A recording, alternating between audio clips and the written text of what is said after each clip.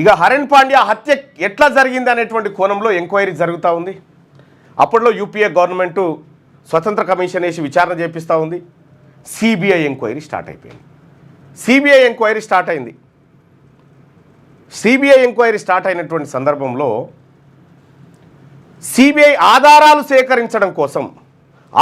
సేకరించడం కోసం అసలు వీళ్ళు హైదరాబాద్కి ఎందుకు వచ్చారు, నయీంని ఎందుకు కలిసిరని నయీంను పట్టుకోవడానికి సిబిఐ వేట మొదలుపెట్టింది. సిబిఐ వేట మొదలు పెడితే సిబిఐకి నయీం దొరకలే. సరే, అతనికి అనేకమైనటువంటి పోలీసుల సపోర్ట్ ఇక్కడ ఉండే, మా అందరికీ తెలుసు. కొద్దిగా గతంలో రిటైర్డ్ అయిన డీజీపీలు వాళ్ళు వేల కోట్లు సంపాదించారు నయీంని అడ్డం పెట్టుకొని, ఇప్పుడు కూడా ఉన్నారు కొంతమంది. సరే, ఇది జరిగింది. నయీం కోసం వేట కొనసాగిస్తే నయీం దొరకలే. గుజరాత్లో విచారణ జరిగితే పారదర్శకంగా ఉండదని సిబిఐ ఏం చేస్తుందంటే ఈ కేసును బాంబేకు తరలించండి అని చెప్తుంది. అప్పుడు కేసు బాంబేకి వస్తుంది. కేసు బాంబేకి రాగానే కరెక్ట్గా ఇంకొక 25 రోజులలో కేసు ట్రయల్స్ స్టార్ట్ అవుతూ ఉన్నాయి. ట్రయల్స్ స్టార్ట్ అవుతూ ఉంటే ఇక మిగిలింది ఎవరు మరి ఈ కేసులో ఈ హత్య గురించి తెలిసింది?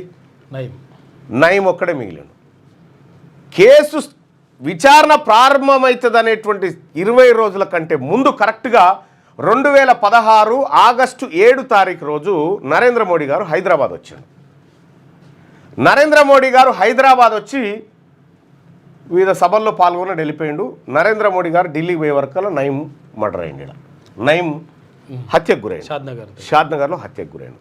వాస్తవానికి ఇది చాలామంది కేసీఆర్ ప్రభుత్వం చేయించిన హత్యగా అప్పుడు అనుకోరు. కానీ ఆ మిలీనియం టౌన్షిప్ ఏదైతే ఉందో, నయీం షాద్నగర్ దగ్గర మిలీనియం టౌన్షిప్లో ఎన్కౌంటర్ కాబడ్డాడు కదా, ఆ టౌన్షిప్లో ఫస్ట్ నయీం భార్య, నయీం అక్క, నయీం అమ్మ ముగ్గురు ఫస్ట్ వెహికల్లో వచ్చారు అక్కడ ఒక సెటిల్మెంట్ కోసం.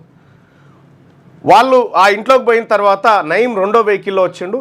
రెండో వెహికల్ దిగిన కొద్ది క్షణాల్లోనే అతన్ని ఖతం చేసేసారు. అయితే నయీంను కాల్చినటువంటి వ్యక్తులు అలా ఇంట్లోకి పోయి ఇంట్లో వాళ్ళని కూడా నిర్బంధించి ఎక్కడో అక్కడ కూర్చున్నబెట్టి అసలు వాళ్ళకు తెలుగు అక్షరం రాదు, ఉర్దూ అంతకంటే రాదు, ప్యూర్ హిందీలో మాట్లాడినట్టుగా మన రీసెర్చ్లో తెలిసింది. అయితే ఈ విషయం తెలంగాణ పోలీసులకు ఎన్కౌంటర్ అయిన తర్వాత తెలిసినట్టుగా మనకు సమాచారం ఉంది. తర్వాత సిట్ వేసిరు. ఆ సిట్లో రకరకాలుగా మాట్లాడుకున్నారు.